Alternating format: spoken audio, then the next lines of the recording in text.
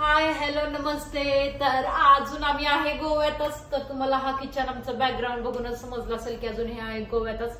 तर तुम्ही आधीच्या व्हिडिओमध्ये बघितलं की आम्ही आज गेलेलो वॉटर स्पोर्ट्सला. तर तिकडे खूप साऱ्या राईड वगैरे केल्या. तर तेव्हा तो आता आलोय दमून, खूप सारं दमलोय, पण तरी पण इथं जेवण बनवायचंय. विषय असा आहे की उद्याच्याला आम्ही इथून चेकआउट करणार आहोत, गोव्यातनं निघणार आहेत. म्हणून मग म्हटलं की ठीक आहे आता जेवण इथंच बनवू, कारण मग उद्याच्याला तसंही बाहेरच खावं लागणार आहे, रोज रोज बाहेरचं नको. अशा हिशोबाने मी फायनली घेतलं स्वयंपाक करायला. तर एवढी खूप जास्त भूक नाही ऍक्च्युली. तिकडे पण आम्ही बरंचसं काय काय होतं त्यांच्यातर्फे खायला, तर ते खूप सारं खाल्लंय. तर मी आता करणार आहे मस्त असं बटाट्याचा रस्सा. पण मला नाही आवडलं त्यांचं जेवण. हा, ह्यांना नाही आवडलं त्यांचं जेवण, कारण ते नुसतं राईस. मला काहीच नाही आवडलं. ते असं पोटात गोळा येत होता ते. आणि हे इतके घाबरलेले ना त्या व्हिडिओमध्ये. नाही थांब एक मिनिट ऐक. आपण लास्ट टाइम आलो होतो गोव्याला, त्यावेळेस आपण ते थोडंच आतमध्ये नेलेलं आपल्याला त्यांनी समुद्रामध्ये.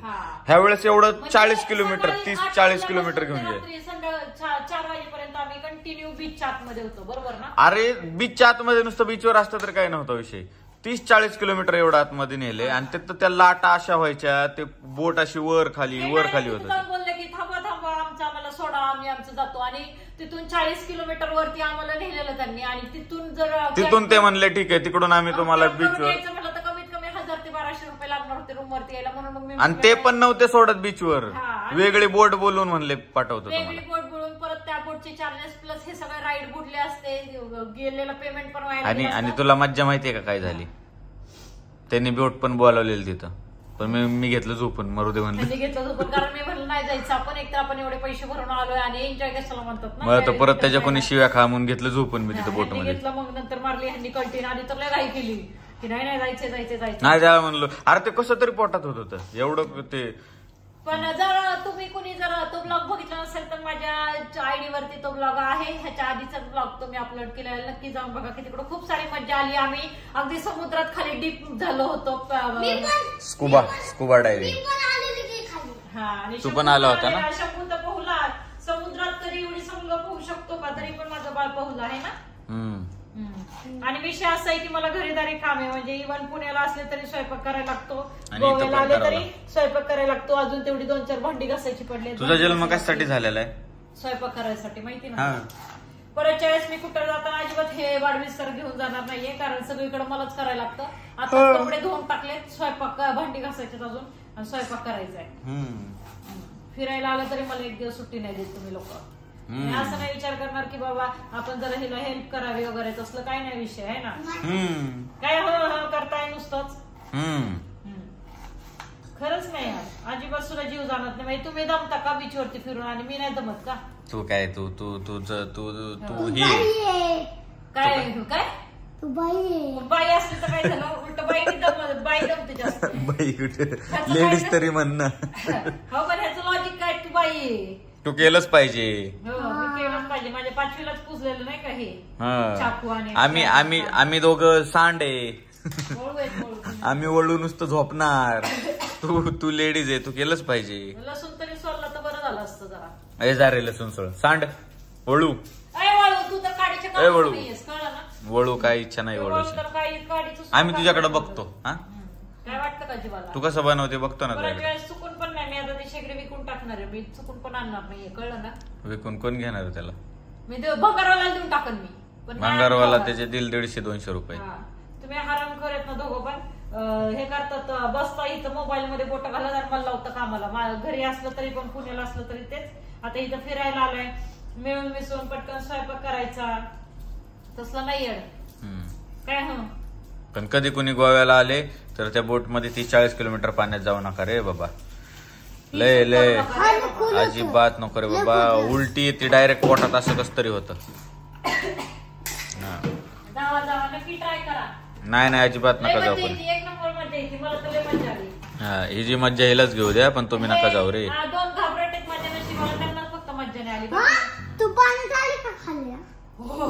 आम्ही दोघं तरी गेलेलो आहे ना रे बाळा. तिथं बसा, पण लसूण बिसून काय सोडू नका काय. तसला लाड. कॅमेरा नुसतं धरून बसा मोबाईल. हो बाळा, ओके. आणि तू रे वळू काहीतरी काम करत काढीचं. तो पण दिवसात 4 वेळा त्या बीच वरती भिजते आणि त्याची मला धुवून वाळत घालायला लागतात. तो इथे येऊन तरी माझं काम वाढवलंय म्हणून कमी नाही केलं आहे ना. बरं ठीक आहे. आता काय तू भांडणार आहे का आमच्यावर? भांडायचा काय विषय?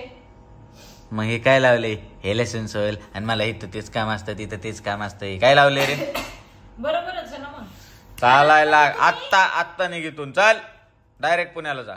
बघा बरं थांब आता, राहू दे. एकटी कुठं जाणार एवढ्या रात्रीची तू? हे वाढविस्तार आहे ना, हे सगळा पसारा केलेला तो सगळा तुमचा नाही बाबा. हे बॅग बिग कोण उद्या गाडीत भरणार?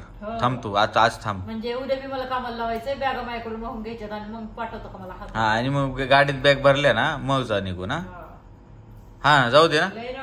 होय शेट, जाऊ द्या का मग उद्या तिला? मी म्हणलं जरा पैसे वाचतील ह्या हिशोबाने मी हा प्लॅन केला, पण तो माझ्या चांगलेट आला. अंगलट आला ही गोष्ट खरी आहे, पण जे अंगलट आलंय ते खरंय म्हणजे चांगली गोष्ट आहे. खरंय खोटं आहे, तू बस तिथं न्याय करायला खऱ्या खोट्याचा. आपला जज आहे हो. जज साहेब, कोण खरंय कोण खोटं सांगा तुम्ही. कोणाचं बरोबर आहे कोणाचं खरं नाही, कोणाचं बोलणं खरं नाही, कोणाचं कोणाचंच बरोबर. हा, विषय काय माहितीये का, जर कोणाचं बरोबर म्हणलं आणि कोणाचं चुकीचं बोललं तर काय होईल? एकाला कोणाला तर राग येणार, दोघांना राग नको. बाळाने कधी पण मम्मी ना मी तुझी माझ्या साईडने नाही बोलू शकत का तू? कुणी कुठं लिहिलंय, कुठं लिहून ठेवलंय की पोरांनी मम्मीच्या साईडने बोलायचं असतं? पोरगा असो पोरगी असो मम्मीच्या साईडने बोलायचं असतं. पण कुठं लिहून ठेवलंय असं? पोरगा आहे तर काय पप्पाच्या साईडने बोलणार का? हा, पोरगा असला की पप्पाच्या, आणि पोरगी असती तर पोरगी असती तर असं कुठं लिहून ठेवलंय की पोरीनेच मम्मीच्या साईडने? नाही, ते लिहून ठेवलेलं असतं. आता माझी पोरगी असते एखादी तर इथं चुनू आली असती, मम्मा तुला लसूण सोलून देऊ का, मम्मा तुला कांदा चिरून देऊ का म्हणली असती, आणि हे बघा वळू म्हणली असती, पण आता नाहीये ना. हे नुसते वळू ठेवलेत पोसायला. कोण? दोन माझ्या नशिबाला. असू दे, अजून 2 दिवस फक्त कर. अजून 2 दिवस म्हणजे आज आणि उद्यापर्यंत. तिकडे गेल्यावर मोठं तुम्ही करून धंदा. तिकडे गेल्यावर तर ते तुझंच काम आहे ना. तिकडे गेल्यावर तर घाण झाली असेल घरात, साफसफाई हेन तेन, कपडे. विषय असा आहे की मी सगळं आणलं पण कपडे धुवायचा साबण नाही आणला. सो आता ही खूप सारी 4-5 दिवसाची कपडे साठवून ठेवली ती की तिकडे गेल्यावरती धुवायला लागणार आहेत. आपण तू साबण घातले ना. अरे मी भांड्याचा आणि अंगाचं साबण घेतलं बाळा, मी कपड्यांचं साबण आणायचं विसरले रे. बरोबर. काय बनवते तू हे? एक कांदा, एक टोमॅटो. अरे ते कळलं मला. बनवते ऐका तर, एक कांदा, एक टोमॅटो, लसणाच्या एवढ्याशा पाकळ्या टाकून आणि एवढे 2 बटाटे टाकते चिरून आणि त्याचा रस्सा करते. बटाटा रस्सा? कालचं ते चिकन जशी, पण खरी गोष्ट सांगू का तुला, आपण जे काल खाल्लं ना चिकन, ते आपल्या तिकडच्या सारखी जेवणाची चव नव्हती. हा खरंच ना, म्हणजे जसं तिकडं भेटतं पुण्यात हॉटेलमध्ये तसं नव्हतंच आहे ना. बनवायचं म्हणून बनवलेलं. कंपॅरिझन तिकडच्या पेक्षा इथला रेट पण जास्त आणि कंपॅरिझन तिकडच्या पेक्षा इथं क्वालिटी एकदम बकवास. इव्हन आम्ही ऊसाचा रस पण पिलं, तुम्ही बघितलं. ऊसाचा रस 50 रुपयाला एवढा ग्लास. 50 रुपयाला, पण इतका भंकस होता ना, अजिबात सुद्धा टेस्ट नव्हती. खारट होता, म्हणजे मला वाटतं त्या समुद्राच्या पाण्याचा बनवलेला काय माहिती. आणि धड त्याच्यात स्वीटनेस नव्हता, खारट होता आणि प्लस पाणी. त्यामुळे कधी इथं आले तर ऊसाचा रस प्यायचा अवॉइड करा. म्हणजे इथलं काहीच खाऊ नका शक्यतो. हवा तर इथं जो खायला तुम्ही खर्च करणार तो बाहेर करा कुठंतरी, कोल्हापुरात, पुण्यात बिण्यात. आणि त्यात चांगलं हॉटेल होतं इथल्या म्हणजे एरियातलं, ते रात्री आपण गेलेलो.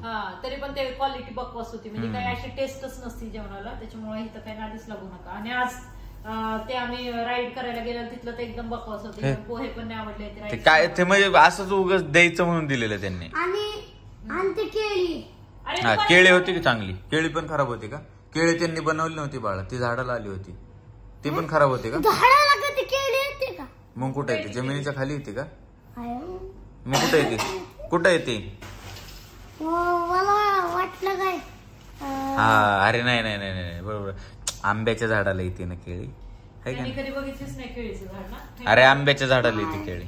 मग कुठे येते? एकदा बघितलं. कुठं बघितलं? बरं तुमचं झालं का बोलून? झालं आवड तरी या जरा इथं भाकरी टाका. हेड काय हेड? जावा तुम्ही जावा हेड तिकडे. अरे मी व्हिडिओ काढतोय ना बाळा आता. व्हिडिओ मी पण व्हिडिओ काढतोय ना. नाही तेव्हा मला इन्स्ट्रक्शन देतोय कॅमेरा अँगल कसा सेट करायचा. काय आहे का आहे ना बाळा? ठीक आहे, बसून राहा. वळू इथंच थांब. मी लाईफ मध्ये परत कधी चुकून पण करणार नाहीये. कुठलं माझ्याशी लग्न करायचे? तुमच्याशी लग्न काय आता झालं की काय 50 वेळा करू का? मग कुठली चूक? हेच की हे असलं बिनवायची भानगडीत पडायचं. करायच्या वेळेस येताना असलं कधीच काय फर्स्ट आणि लास्ट टाइमची चूक आहे तुझी. परत मी काय घेऊन नाही येणार. पहिली आणि शेवटची चूक. तिकडं खायला घालायचं मला हॉटेलमध्ये. ऍटलीस्ट असं पण नाही म्हणत की बाबा ही करते भांडी बिंडी तर हिलाच घासायला लागणार आहे. यार काय लावले करते एवढं.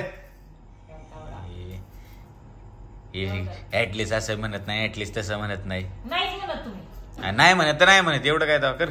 म्हणायचं जरा. नाही म्हणू शकत, मला नाही म्हणायचं. आळशी माणूस आहे.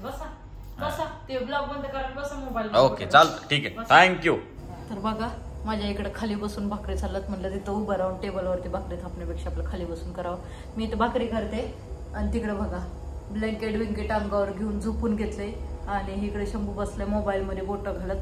एवढं मगाशी मी बडबड केली तरी पण काही काडी मात्र फरक नाही. आपलं ज्याचं त्याने आपलं झोपून घेतलं ते घेतलं. हे मोबाईल बघायचं ते बघते. माझं नेहमीप्रमाणे स्वयंपाक चालूच.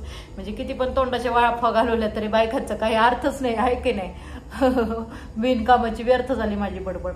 तर आता भाकरी टाकते. खरं तर हा माझा डोशीचाच तवा मी ह्यांच्या अंड्याचे पोळे काढण्यासाठी आणलेला, त्याच तव्यात भाकरी केली. आणि हे ताट आणलेलं मोठं जे की म्हटलं तर जेवायला होईल किंवा मग असंच भाकरी विक्री करायला, तर भाकरी करायला बरोबर झालं ते परात म्हणून, ऍज अ परात म्हणून झाले ताट बी. तर आता बघू स्वयंपाक करते मग ह्यांना उठवते.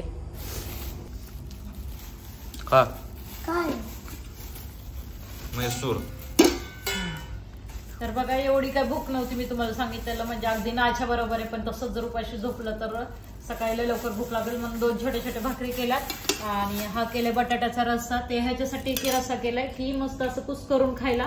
आणि आपल्याकडे आहे फरसाण तोंडी लावायला घेतलंय मैसूर आणि इथं तळलेली बॉबी आणि ताट एकच. आणि ताट एकच.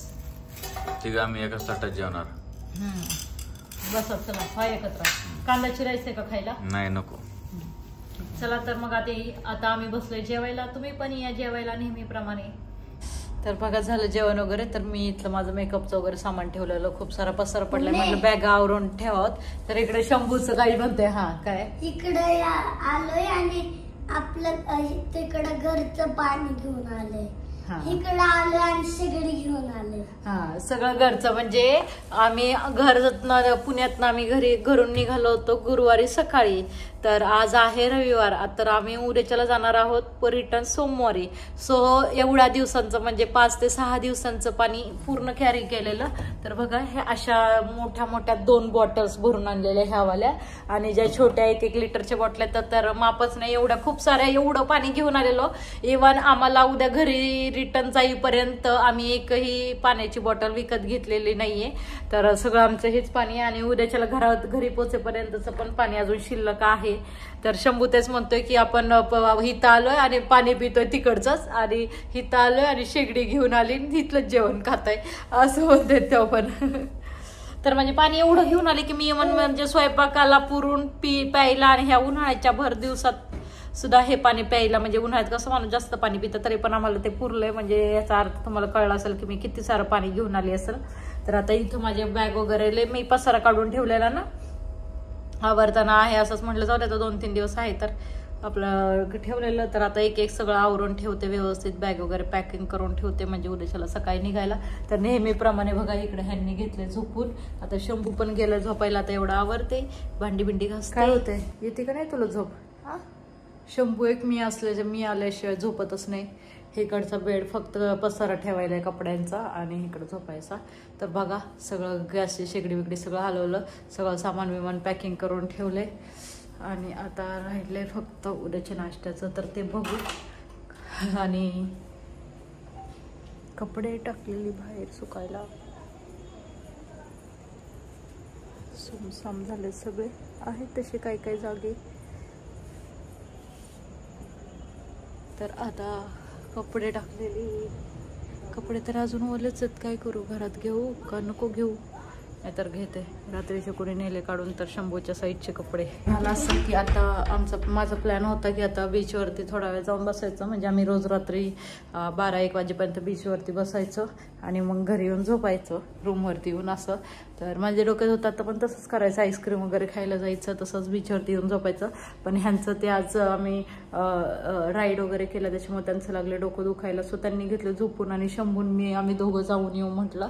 तर मग नाही म्हणले तुम्ही पण नाही जायचं अजिबात, कारण तिथं कसे असे ड्रिंक वगैरे केलेले लोक असतात, मग जरा भीती वाटते. मी शंभू दोघंच गेलो तर भले बीच जवळ इथून, तरी पण म्हटलं की नाही तुम्ही दोघांनी नाही जायचं.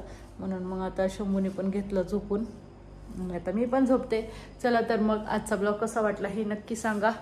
आणि आमचं तर काय घरी घरी भांडणंच असतात, म्हणजे इव्हन गोव्यात आलं तरी आमचं कामावरून ह्याच्यावरून भांडणं होतच राहतात.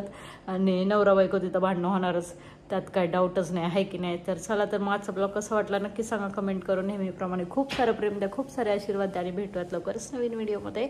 आणि आज आमचा गोव्यातली आमची कदाचित आजची लास्ट रात्र असेल. उद्या रात्री आम्ही पुण्यात पोचलेलो असू. तर उद्याचा ह्याच्या पुढचा जो ब्लॉग आहे तो गोव्यातला शेवटचा ब्लॉग असणार आहे, तर तो पण बघायला अजिबात विसरू नका. चला.